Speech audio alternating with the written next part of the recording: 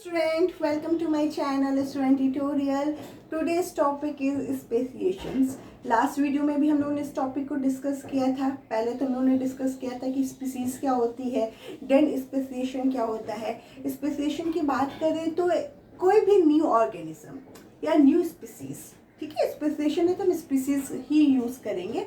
कोई भी new species का जो डेवलपमेंट होता है या न्यू स्पीसीज़ का जो फॉर्मेशन होता है किसी भी प्री एग्जिस्टिंग स्पीसीज से होता है, ठीक है। जैसे अभी हम लोग जो है ह्यूमन बीइंग है, हम एक प्री एग्जिस्टिंग ऑलरेडी यहाँ पे रह रहे हैं इतने सालों से, एक ऑलरेडी डेवलप ऑर्गेनिज्म है, ठीक है। हमसे जो भी जनरेशन आएगी वो एक न्यू स्पीसीज होगी किसी भी मैटर में, इंटेलिजेंसी के मैटर में, लुक के मैटर में, एडॉप्टेशन के मैटर में, किसी भी मैटर में हमसे एडवांस होगी, ये हमें पता है। तो वो क्या होगी, हमारी स्पीसीज होगी, हमारी स्पेसिएशन होगी, ठीक है। ये हम लोगों ने लास्ट के जो भी हमारा डिस्कशन था उसमें हम लोगों ने पढ़ा था। अब उसके बाद हम लोगों ने फैक्टर शुरू किए थे जानने की, भाई फैक्टर क्या होते हैं, ठीक है। देखो मेरा ब्लैक बोर्ड बिल्कुल क्लीन है ना, मैंने कुछ नहीं लिखा है क्योंकि the main motive of this channel is कि फर्स्ट यू अंडरस्टैंड थिंग्स कि जो हम लोग पढ़ रहे हैं, जो हम लोग स्टडी कर रहे हैं वो अच्छे से आपको समझ में आना चाहिए, क्योंकि बुक में each and everything is present in your book. आप वहाँ से कंसल्ट कर लो, लिख लो, डेफिनेशन है, सारी चीज़ें एक्सप्लेन की हुई है, बट उसको अच्छे से आपको समझाना इज अवर मोटिव, ठीक है। तो यहाँ पे हम लोग डिस्कस करेंगे, समझेंगे फर्स्ट। तो फैक्टर में मैंने बताया था जियोग्राफिकल जो आइसोलेशन होता है या बैरियर्स होते हैं वो फैक्टर होता है एक न्यू स्पीसीज के डेवलपमेंट के लिए। कैसे, देखो जियोग्राफिकल बैरियर्स में क्या होते हैं, माउंटेन्स हो गए, रिवर्स हो गए, सी हो गए, ये सब क्या होते हैं, एक ऐसे बैरियर्स होते हैं जो बहुत किलोमीटर तक फैले होते हैं। उसके इस साइड एक अलग टाइप की ऑर्गेनिज्म या एक अलग टाइप की स्पीसीज प्रेजेंट होती है। अगर उसके हम उस साइड जाए, उतने किलोमीटर को पार करके जाए, तो वहाँ की जो स्पीसीज होगी they are different from our variety, मतलब जो हमसे हमारे पास जितने भी वैरायटी के स्पीसीज जो दिख रहे हैं उससे वहाँ की जो स्पीसीज की वैरायटी होगी वो बिल्कुल डिफरेंट होगी। तो ये क्या हो गया, जियोग्राफिकल बैरियर्स हो गए जो कहीं ना कहीं काम करते हैं एक आइसोलेशन के, स्पीसीज के आइसोलेशन के और एक स्पेसिएशन के, ठीक है।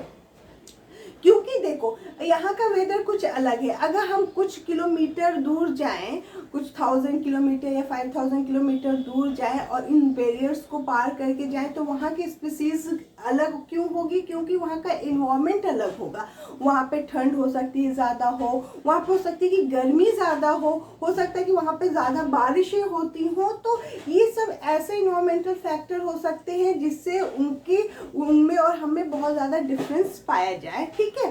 तो ये हो गया जियोग्राफिकल बैरियर्स जो इजली होते हैं। कभी कभी क्या होता है कि हमारी ही यहाँ से कोई स्पीसीज जो है इन बैरियर्स को पार करके दूसरे इन्वायरमेंट में जाके रहती है, ग्रेजुअली उस इन्वायरमेंट को अडॉप्ट करती है, चाहे वो कितना भी कोल्ड हो, चाहे कितना भी हॉट इन्वायरमेंट हो, ग्रेजुअली उसको अडॉप्ट कर लेती है, वहाँ पे रहना शुरू करती है, इनब्रीड करना शुरू करती है, यानी न्यू ऑर्गेनिज्म जो है वो पैदा करना शुरू करती है। और फिर पता चलता है कि कुछ जनरेशन के बाद वो हमारे यहाँ से जो गई हुई है स्पीसीज वो खुद हमसे डिफरेंट उसकी वैरायटी दिख रही है, क्योंकि उसने जो स्पीसीज पैदा किए हैं, जो इनब्रीड किया है, जो न्यू ऑर्गेनिज्म बना है, जो उनकी ऑफस्प्रिंग आई है, वो हर जनरेशन में चेंज हो रही है, इन्वायरमेंट को अच्छे से अडॉप्ट कर रही है और उसके अकॉर्डिंग हो रही है in comparison to our offspring. तो ये डिफरेंसेस पाए जाते हैं जब उन दोनों को सामने रखेंगे, तो they are very differ from each other. तो ये क्या है, जियोग्राफिकल बैरियर से या आइसोलेशन है जिससे वो अलग हो गए हैं, मगर जब भी हम उनको कंपेयर करेंगे तो वो बहुत चीज़ों में एक दूसरे से डिफर हो जाएंगे, ठीक है। ये हम लोगों ने पढ़ा था। उसके बाद सेकेंड जो था वो था जेनेटिक ड्रिफ्ट।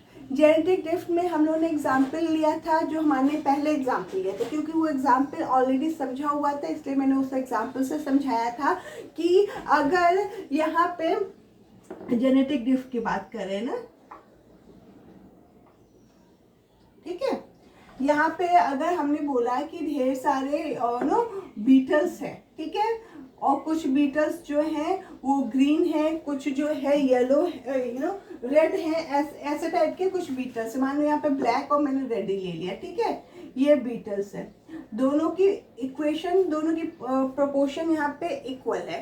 बाय द कोई एक्सीडेंटल चीज़ें हुई इनके साथ, और यहाँ पे जो रेड बीटल्स है उसमें से 2 बीटल्स किसी तरह मर गए, तो क्या हुआ है, इनकी पॉपुलेशन रैंडम चेंज हो गई। इनके जेनेटिक्स जो फ्रीक्वेंसी थी वो बिल्कुल ही चेंज हो गई, क्योंकि यहाँ पर तो सेम रेशियो के प्रेजेंट थे, बट कुछ एक्सीडेंटल चीज़ें इनके साथ हुई जिसमें से 2 बीटल्स, रेड बीटल्स मर गए, सिर्फ एक रेड बीटल बचा। अब क्या होगा, जब नेक्स्ट जनरेशन हम जाएंगे तो यहाँ पे अब एक है ना, अब वो रिप्रोड्यूस करेगा तो इनके कंपैरिजन में तो कम ही रिप्रोड्यूस कर पाएगा ना। ये 3 रिप्रोड्यूस करेंगे तो 6 बन जाएंगे, ये रिप्रोड्यूस करेगा तो एक और बनेगा, 2 बनेगा। तो क्या हो गया, एक ऐसा रैंडम चेंज हो गया किसी भी रीजन से, जिससे उनकी जीन्स फ्रीक्वेंसी जो है फ्लक्चुएट कर गई, इज कॉल्ड जेनेटिक ड्रिफ्ट। ये हम लोग ने समझा था। उसके बाद हम लोग ने जीन पोल की बात करी थी, जीन फ्लो की बात करी थी, ठीक है, जीन फ्लो की बात करी थी, ओके। अब जीन फ्लो में क्या हम लोग ने देखा था, जीन फ्लो में हम लोग ने देखा था कि भाई यहाँ पे एक ढेर सारी पॉपुलेशन है, ठीक है। अब यहाँ पर मान लो रेड कलर के बीटल्स प्रेजेंट है। बीटल्स का एग्जाम्पल लेते हैं क्योंकि वो बहुत इवोल्यूशन शो कर रहे हैं और हमारे बुक्स में भी प्रेजेंट है, तो हम क्यों और किसी चीज़ का एग्जाम्पल ले भाई, ठीक है। अब यहाँ पे जो है रेड बीटल्स की पॉपुलेशन है, और यहाँ से बहुत दूर जो है ब्लैक बीटल्स की पॉपुलेशन है, ठीक है। अब इसमें जो है एक और रेड बीटल्स कभी चला गया होगा, ये भी पॉसिबिलिटी हो सकती है। अब क्या होगा, अब इसमें से जो रेड बीटल्स यहाँ पे इस पॉपुलेशन में प्रेजेंट है, वो कुछ टाइम के बाद उसमें से किसी एक बीटल्स को लगा कि चलो यार थोड़ा कुछ दूर चलते हैं, कुछ डिफरेंट खाने को मिलेगा, कुछ डिफरेंट फ्रेंड बनेंगे, चलो थोड़ा यहाँ से हम कहीं और ट्रैवल कर लेते हैं। अब यहाँ से एक रेड बीटल जो है आया और इस पॉपुलेशन में प्रेजेंट हो गया, तो क्या हुआ, यहाँ पे जो जीन है वो एक टाइप की वैरायटी का है, ठीक है। और जब यहाँ से जीन फ्लो किया, यानी यहाँ पे आया, तो वो डिफरेंट टाइप्स ऑफ वैरायटी लेके आया। अब यहाँ पे आया तो अब इनके साथ रहने लगा, यहाँ के इन्वायरमेंट को अडॉप्ट किया, इनके साथ ब्रीड करना शुरू किया।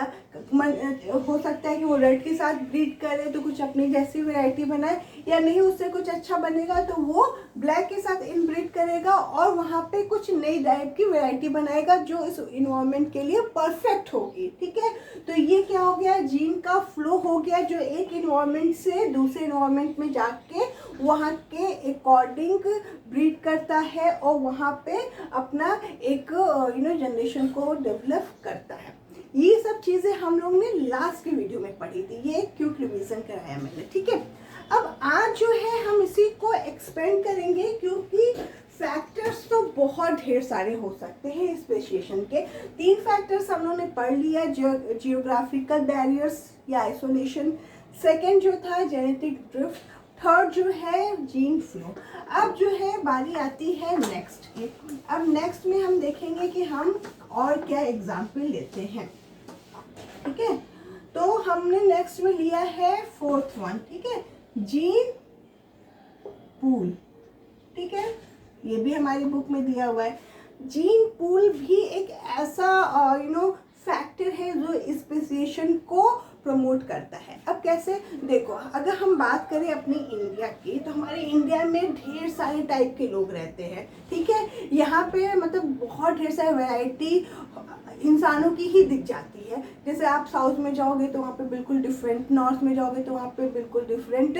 तो क्या है, अगर आप साउथ से नॉर्थ की तरफ और इस तरह से आप डाइवर्ट करोगे अपना जाओगे, तो लोगों के हर एक चीज़ में डिफरेंस दिखेगा, उनके रहने में, उनकी बातों में, उनके बॉडी लैंग्वेज में, उनके फीचर्स में, हर चीज़ में डिफरेंस दिखेगा। तो ये क्या है, एक इंडिया ऐसी जगह है जहाँ पे डिफरेंट काइंड के जीन्स प्रेजेंट है, यानी डिफरेंट टाइप्स के कैरेक्टर्स हैं, डिफरेंट टाइप्स के उनके ट्रेड्स हैं। यानी क्या हुआ, एक ऐसी पॉपुलेशन है जिसमें ढेर सारे जीन्स हैं जो डिफरेंट कैरेक्टर्स और उनके ट्रेड्स के हैं, जिनको हम जीन पोल कहते हैं, ठीक है। या फिर हमारे इंडिया में बहुत से फॉरेनर्स भी रहते हैं।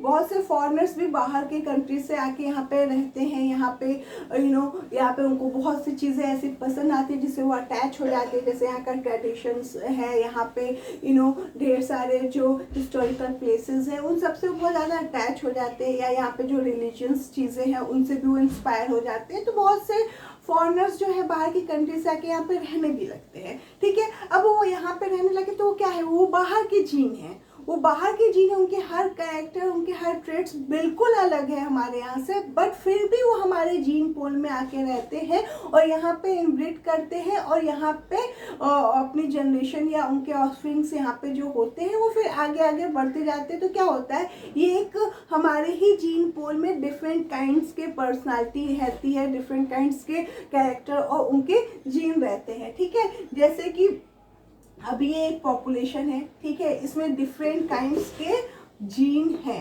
कोई किसी कैरेक्टर का है, कोई किसी कैरेक्टर का है। ये क्या हो गया, एक पूरा जीन पोल हो गया है जिसमें डिफरेंट डिफरेंट काइंड के जीन्स रहते हैं। चाहे इंडियंस में ही हम बात कर रहे हैं, उसमें भी हमें वास्ट वैरायटी ऑफ पर्सन लोग मिल जाएंगे जो हर तरह से एक दूसरे से अलग है, उनके ट्रेडिशनल अलग है, उनकी लैंग्वेजेस अलग है, उनका फीचर्स अलग है, उनका खाना पीना अलग है, उनके ड्रेसिंग सेंस अलग है।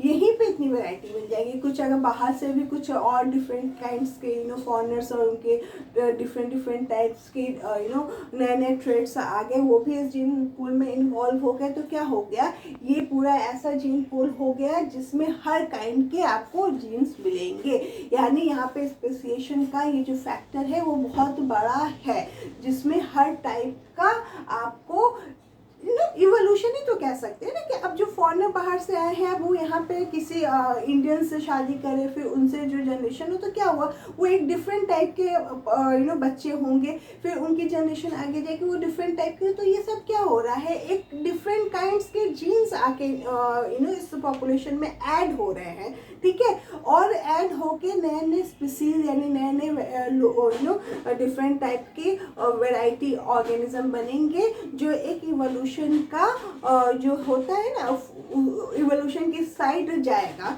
उसका प्रोसेस। तो ये क्या हो गया, एक जीन पूल हो गया जिसमें हर टाइप के लोग, हर टाइप के कैरेक्टर के लोग, हर टाइप के ट्रेड्स के लोग इसमें रहते हैं, ठीक है। तो जीन पूल समझ में आ गया कि एक ऐसा पॉपुलेशन जिसमें हर टाइप के जीन्स हैं जो हर टाइप के कैरेक्टर को अडॉप्ट किए हुए हैं, डिफरेंट ट्रेड्स से उनके, इनको हम बोलेंगे जीन पूल। उससे जो है इवोल्यूशन बहुत ज़्यादा होने के चांसेस होते हैं, ठीक है। उसके बाद फिफ्थ जो होगा वो होगा हमारा, जो आज के टॉपिक में इन्वॉल्व होगा, नेचुरल सिलेक्शन, ठीक है।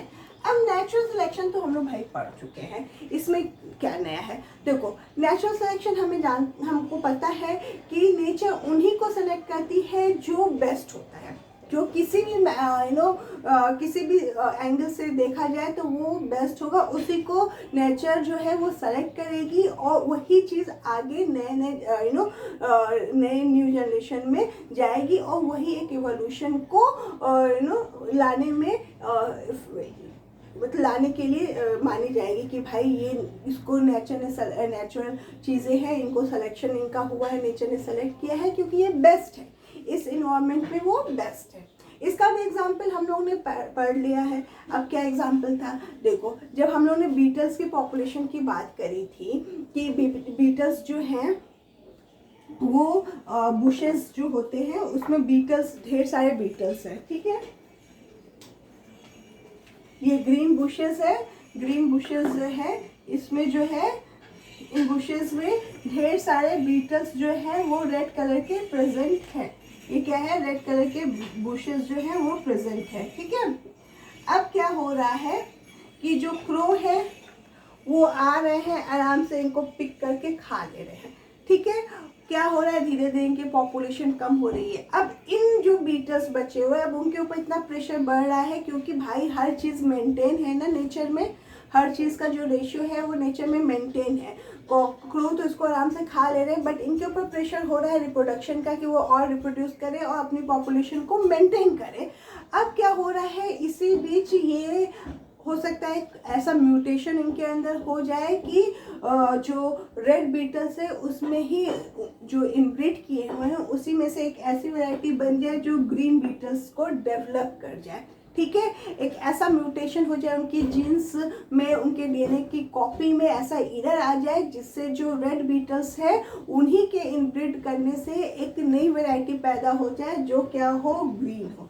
अब जब ग्रीन बीटल्स बन रहे हैं तो अभी तो शुरू में उनकी पॉपुलेशन कम रहेगी, ठीक है, रेड को क्रो आएंगे पिक करते जाएंगे, बट वो कंटिन्यूसली रिप्रोड्यूस भी कर रहे हैं और रिप्रोड्यूस कर रहे हैं तो ग्रीन बीटल्स की पॉपुलेशन धीरे धीरे बढ़ती जा रही है। तो एक ऐसा टाइम आएगा जब ग्रीन बीटल्स ज़्यादा हो जाएंगे रेड बीटल्स के कंपैरिजन में, और क्रो जो होंगे आएंगे बट उनको वो ग्रीन बीटल्स नहीं दिखेंगे क्योंकि बुशेस क्या है, वो भी ग्रीन है।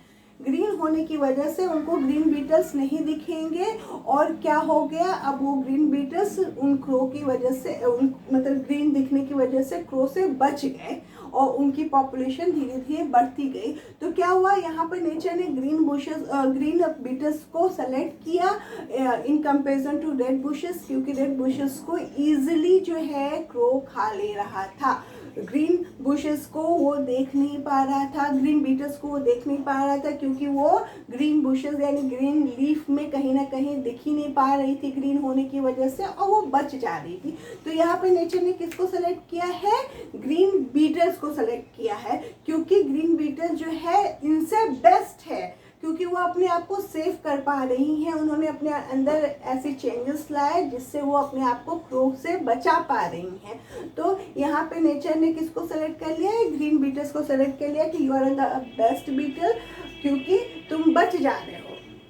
जहाँ पे रेड बीटल्स अपने आप को बचा ही नहीं पा रहा था, डेली क्रो आते थे, ढेर सारे उनको खा खा के ख़त्म कर दे रहे थे, बट तुम जो हो वो बेस्ट हो क्योंकि तुमने अपने जनरेशन को, अपनी वैरायटी को, अपने स्पीसीज को सेव कर लिया है अपने अंदर चेंजेस लाकर। तो ये क्या हो गया, नेचुरल सिलेक्शन हो गया, जिसको नेचर ने सेलेक्ट किया है कि तुम अब आगे हमारी इवोल्यूशन में काम आओगे क्योंकि तुमने एक वैरायटी न्यू डेवलप की है। तो ये क्या हो गया, ये इवोल्यूशन के फैक्टर हो गए जिसको हम लोगों ने आज स्टडी कर रहा है। ठीक है, तो आई थिंक ज़्यादा डिफरेंस मतलब ज़्यादा टफ नहीं होना चाहिए क्योंकि ये हम लोग कुछ ना कुछ ऑलरेडी पढ़ लिए हैं पीछे के वीडियोस में। तो ये उन्हीं के एक तरह से रिवीजन है जो स्पेसिएशन के फॉर्म में है कि स्पीसीज़ के, न्यू स्पीसीज़ के डेवलप में ये चीज़ें जो होती हैं बहुत इम्पॉर्टेंट होती हैं। ठीक है, तो आई होप समझ में आ गया हो। अगर कुछ डाउट हो तो उसको हम लोग देखेंगे और उस पर वर्क करेंगे। ठीक है, अब नेक्स्ट क्लास में हम लोग पढ़ेंगे आर्टिफिशियल सिलेक्शन कि आर्टिफिशियल सिलेक्शन किस तरह से किया जाता है, उसको वो भी हम लोग ने थोड़ा बहुत स्टडी किया है कहीं ना कहीं किसी न किसी चैप्टर में। तो आई होप वो भी इजीली समझ में आएगा। तो thank you for watching, please like and subscribe our channel.